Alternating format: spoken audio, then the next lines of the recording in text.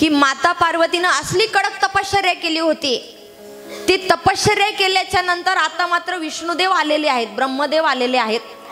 माता पार्वतीनं अशा प्रकारे तपश्चर्या केली, अन्न जल सर्व काही त्याग केलेला आहे.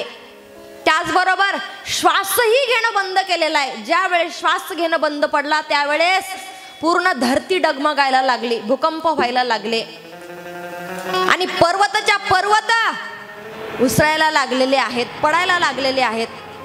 त्यानंतर मात्र सर्वजण जातात आणि गेल्याच्या नंतर भोलेनाथांच्या समोर विनंती करतात, भोलेनाथ लग्न करतात, तयार व्हा.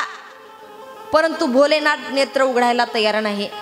त्यावेळेस मात्र विनंती केल्याच्या नंतर भोलेनाथांनी नेत्र उघडलेले आहेत आणि नेत्र उघडल्याच्या नंतर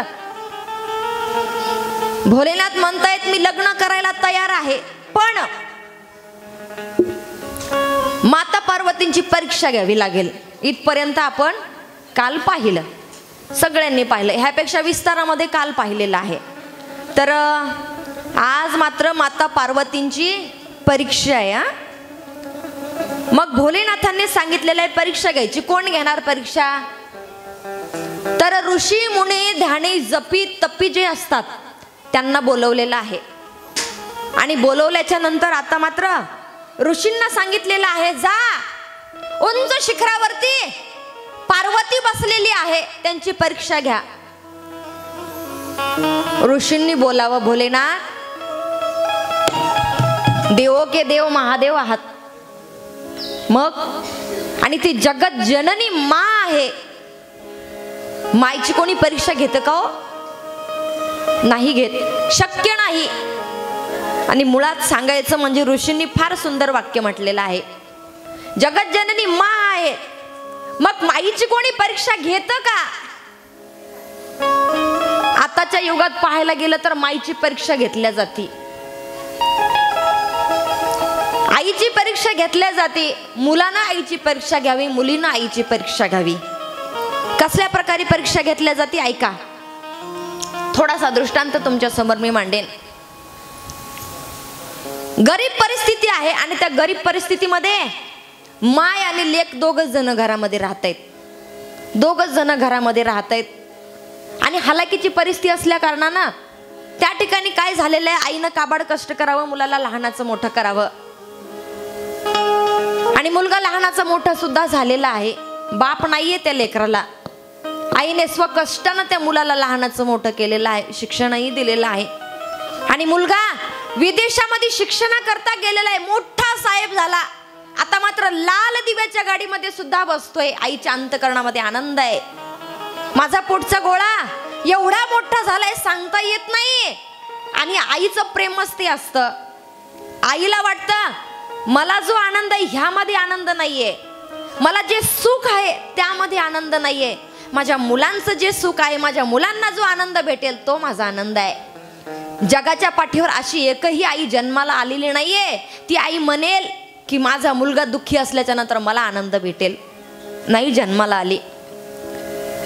मायचे आणि लेकराचे थोड्या थोड्या क्षुल्लक कारणावरून भांडण होत असतात, परंतु ते भांडण जास्त वेळ टिकत नाही. माय बाप हो, आईच्या अंतकरणामध्ये आनंद आहे, एवढा आनंद प्रत्येकाच्या दारामध्ये जाते, प्रत्येकाच्या घरी जाते. आणि घरी गेल्याच्या नंतर प्रत्येकाला सांगते माझा मुलगा अहो खूप मोठ्या पदावरती बसलेला आहे आणि बसलेला असल्या कारणानं आज ना तो माझ्या भेटी करता सुद्धा येणार आहे, प्रत्येकाला सांगते. परंतु लोकांचं कसं असतं बघा, समोरचा माणूस जर मोठा होत असेल तर आनंद होत नाही, कधीच त्या माणसाला आनंद होणार नाही. त्या गावामध्ये सुद्धा कोणालाच आनंद नव्हता. परंतु मायची माया अशी असते, वात्सल्य असतं, ममत्व असतं, प्रेम असतं. त्या आईने प्रत्येकाच्या दारामध्ये जावं, सांगावं माझा मुलगा ना मोठा साहेब झालाय बरं आणि आज तो मला भेटण्याकरता येणार आहे. आई आतुरतेनं वाट पाहते. ऐका कशी वाट पाहतीये मी सांगेन तुम्हाला. एखादा भक्त देवाची वाट पाहतोय त्याचप्रमाणे ती आई सुद्धा देवाची वाट पाहते. कशी वाट पाहते ऐका. 1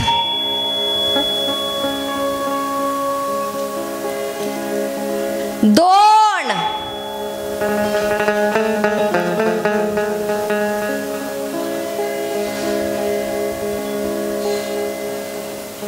तीन तीन म्हणण्याची तुम्ही कशी वाट पाहिली? कधी कधी ताई तीन म्हणतात, त्याचप्रमाणे त्या आईनं वाट पाहिली लेकराची.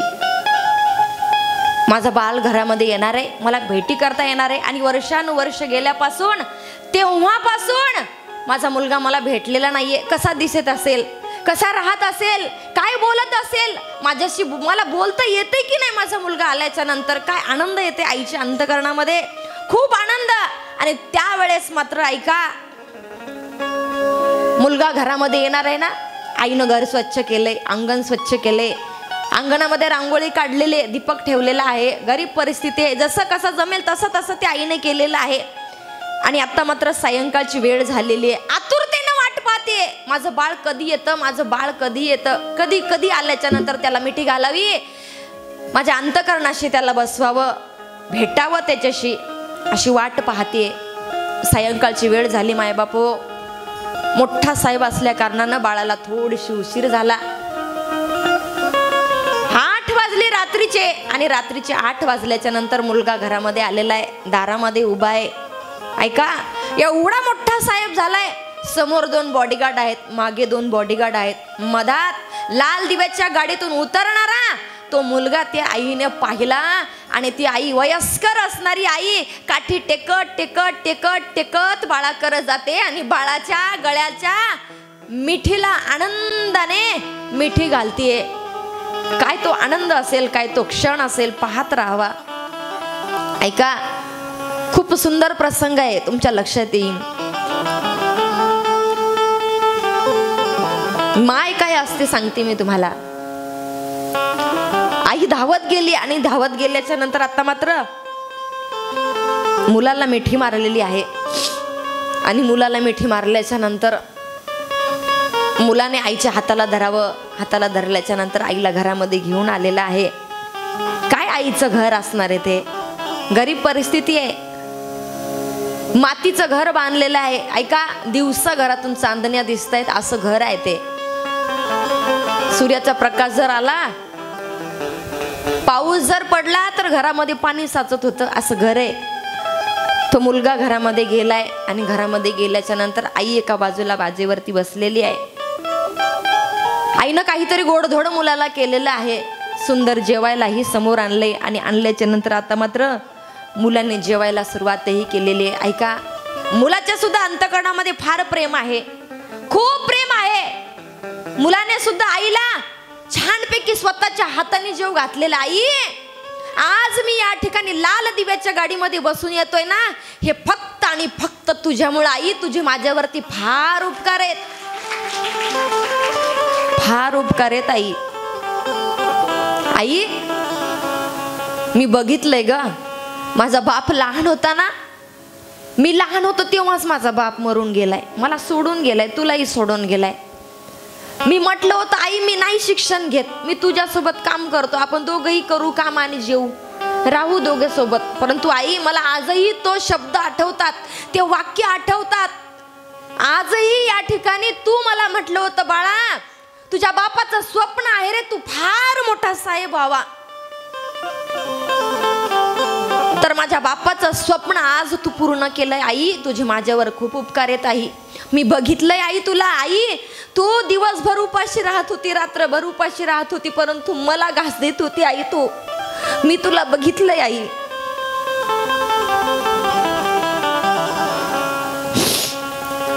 मुलगा बोलतोय आईला आणि आईच्या डोळ्यातून अश्रू येत आहेत.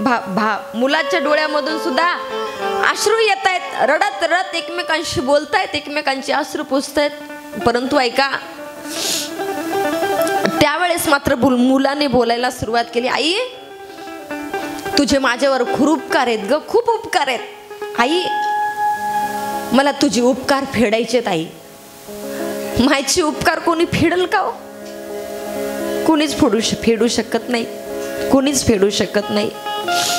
पण आई, आई ऐक ना आई, तुझे माझ्यावर खूप उपकार आहेत ना, मला या उपकारातून मोकळं व्हायचं आहे. हा शब्द आईने ऐकला की आतापर्यंत आनंदाचे अश्रू येत होते, आता मात्र आईच्या डोळ्यामध्ये दुःखाचे अश्रू येत होते. काय माझ्या उपकारातून तू मोकळा होणार रे? मनामध्ये विचार करते, माझ्या बाळाला मी लहानाचं मोठं केलं, एवढा मोठा झाला, एवढा मोठा झाला, एवढा मोठा झालाय, आज माझं बाळ मला म्हणते की तुझ्या उपकारातून मोकळं व्हायचंय मला, ह्या करता मी तुझ्यावर उपकार केले का रे, ह्या करता मी तुला लहानाचं मोठं केलंय. मनामध्ये विचार करते आणि मनामध्ये विचार करत असताना आता मात्र आईने बोलावं, तुला माझ्या उपकारातून मोकळं व्हायचंय ना, मग ऐक, रात्रभर माझ्याकडे राहा, एकच रात्र माझ्या जवळ राहा, आणि एक रात्र माझ्या जवळ राहिल्याच्या नंतर दुसऱ्या दिवशी तू चालल्या कामाला निघून जा. सगळं काही फिक्स झालेलं आहे, सायंकाळचं जेवणही झालेलं आहे. जेवण झाल्याच्या मात्र नंतर आई वयस्कर असल्या कारणानं आई बाजीवरती झोपलेली आहे, मुलगा खाली चटईवरती झोपलेला आहे. गरीब परिस्थिती आहे, कसली गादीन, कसला सोपन, कसला कॉट. आईनं जेवढी काही आनंदाची पुंजी होती ती सर्व त्या मुलाला लावलेली आहे. घराकरता तिनं वाटी सुद्धा विकत घेतली नाही, जे आहे त्याच्यामध्ये आनंदात होती. मुलगा चटईवरती खाली झोपलेला आहे, आई बाजीवरती झोपलेली आहे, आणि झोपलेली असताना त्या ठिकाणी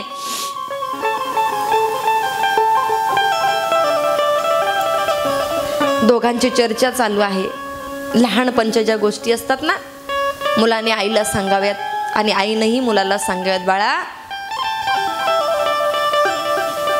तू लहानपणी फार खोडकर होता रे, आणि खोडकर असल्या कारणानं तू असं वागत होता, तू तसा वागत होता. दोघांची चर्चा चालू आहे. रात्रीचे 10 वाजले. 10 वाजल्याच्या नंतर आईने बोलायला सुरुवात केली, बाळा अरे बोलता बोलता मी गोळ्या घ्यायची विसरून गेले रे सायंकाळच्या, त्या तिथे ठेवलेल्या आहेत, त्या घेऊन ये आणि मला दे ना एकदाच्या. मुलाने उठावं, उठल्याच्या नंतर गोळ्या घेतल्यात, आईला दिलेल्या आहेत. त्यानंतर पाणी घेतलं, आईला दिलं, आईनं गोळ्याही घेतलेल्या आहेत. दोघेही झोपलेले आहेत. बाळा तुला सकाळी जायचे, बाळा झोप तू आता, आणि मी पण झोपते रे. बाळ एका बाजूला झोपलेलं आहे, आई एका बाजूला झोपलेली आहे. आणि झोपलेली असताना आईच्या मनामध्ये प्रश्न आहे, माझ्या उपकारातून मोकळं व्हायचं नाही याला, मग कसं काय करायचं, प्रश्न चालू आहे. आईनं थोडीशी परीक्षा घेतली मुलाची. काय परीक्षा घेतली ऐका. आईने बोलावं, काहीतरी करावं लागेल मला. त्यानंतर मात्र आईच्या मनामध्ये ते प्रश्न मुलांनी जे केलेत ना, मला तुझ्या उपकारातून मोकळं व्हायचंय, मला तुझ्या उपकारातून मोकळं व्हायचंय, हे शब्द डोक्यामध्ये फिरत होते. आणि फिरणाऱ्या शब्दाने आता मात्र परीक्षा घ्यायला सुरुवात केलेली आहे. रात्रीचे 12 वाजले आणि 12 वाजता मुलाला आवाज दिला, बाळा बाळा उठ ना, अरे म्हातारी आहे मी, मला रात्रीच्या वेळेला पाणी प्यावं लागतं रे बाळा, पाणी दे ना मला प्यायला. मुलगा उठलेला आहे. उठल्याच्या नंतर माठाजवळ जातो, पाणी घेतो, पाणी घेऊन आईला देतो. आईने थोडंसं पाणी पिलेलं आहे, ग्लासही खाली ठेवलेला आहे. आणि खाली ठेवल्याच्या नंतर आता मात्र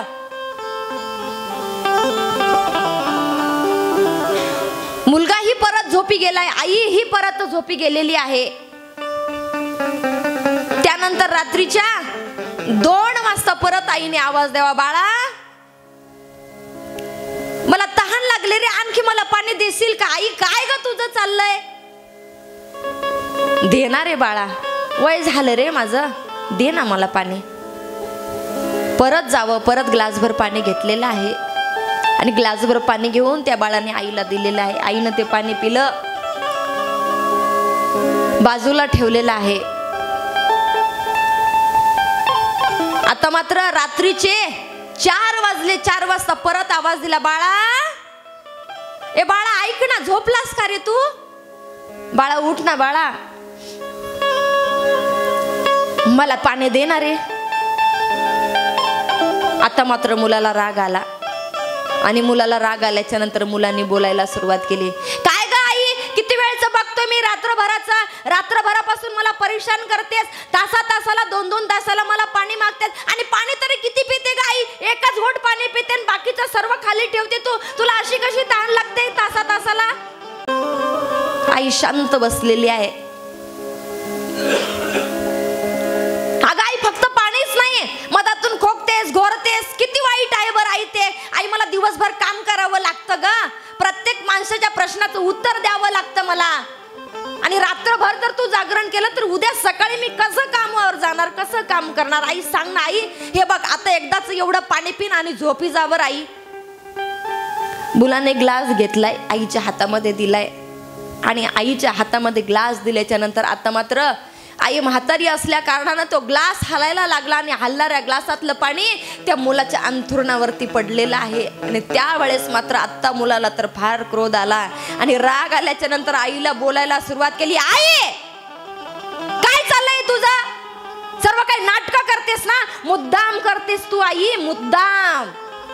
तुला मी म्हटलं ना तुझ्या उपकारातून मला मोकळं व्हायचंय, म्हणून तू मुद्दाम करतेस ना आई हे सगळं काही. सांग मला आई, तू तासा तासाला पाणी मागतेस, खोकतेस, घोरतेस, आणि आता तर विचित्र वागलीस, माझ्या अंथरुणावरती पाणी टाकलं, आता मी झोपू कुठं आई सांग ना.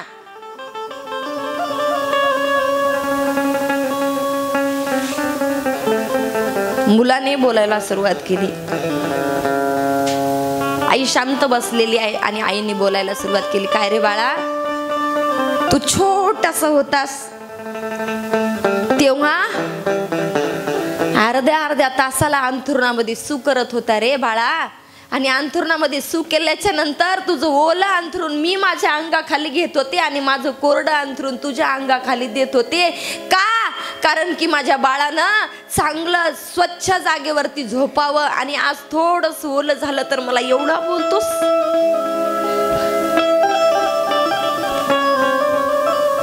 अरे रात्रीला 10-10, 15-15 मिनिटाला तू रडत होतास, तर मी माझं स्वतःचं स्तनपान तुला केलंय रे. त्यावेळेस मी नाही म्हटलं की तासा तासाला 15-15 मिनिटाला मी काय याला पाजायचंय, ह्या गोष्टीचा विचार केला नाही रे मी बाळा. आणि आज तू मला म्हणतोयस.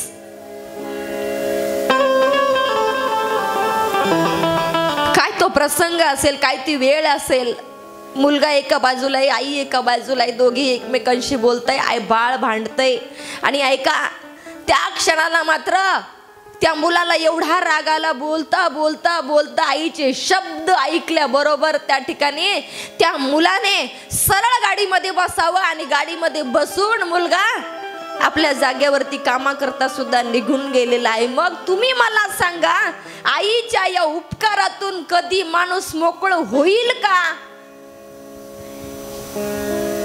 अशी असते माय. त्या मायनं रक्ताचं पाणी केलं, हाडाची काढं केले, आणि हाडाचं काढं करून त्या लेकराला लहानाचं मोठं केले, आणि मोठं झाल्याच्या नंतर तर जो मुलगा असे जर म्हणत असेल तर विनंती आहे माय बापो, मला माफ करा, परंतु एक शब्द मी तुमच्या समोर बोलणार आहे. असे जर मुलं जन्माला येत असतील आणि शिक्षण घेतल्याच्या नंतर मोठे झाल्याच्या नंतर आई वडिलांना जर असे अपशब्द बोलत असतील, मी म्हणते असे मुलं जन्मालाच घालू नका.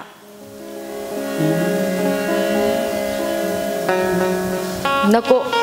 बरेचसे असे लोक आहेत, त्यांना वाटतं मला संतान नाहीये, मला बाळ नाहीयेत, पण ऐका, ज्यांना आहेत त्यांची ही परिस्थिती आहे. कधी कधी वाटतं नको, असे समोर जर पाहिलं ना, कधी कधी वाटतं नको, परंतु ही दुनिया अशी आहे, विचित्र आहे, माणसाचं मन कधी पलटेल आणि कधी काय होईल सांगता येत नाही. अशी असते माय.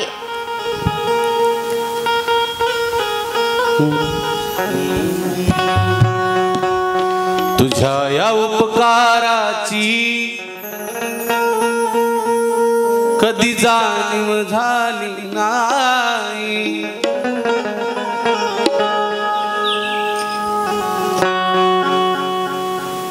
आई तुझ्या उपकाराची कधी जाणीव झाली नाही. अनमोल जन्म दिला ग आई, तुझे उपकार फिटणार नाही. अनमोल जन्म दिला ग आई, तुझे उपकार फिटणार नाही.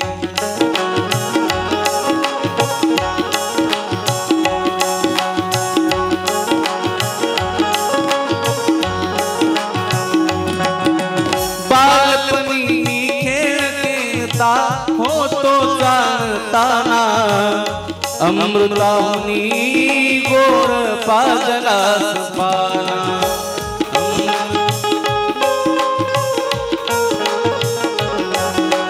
बालपणी खेळ खेळता होतो जाणताना अमृताहुनी गोड पाजलास पाना तुझ्या या उपकाराची कधी जाण झाली अनमोल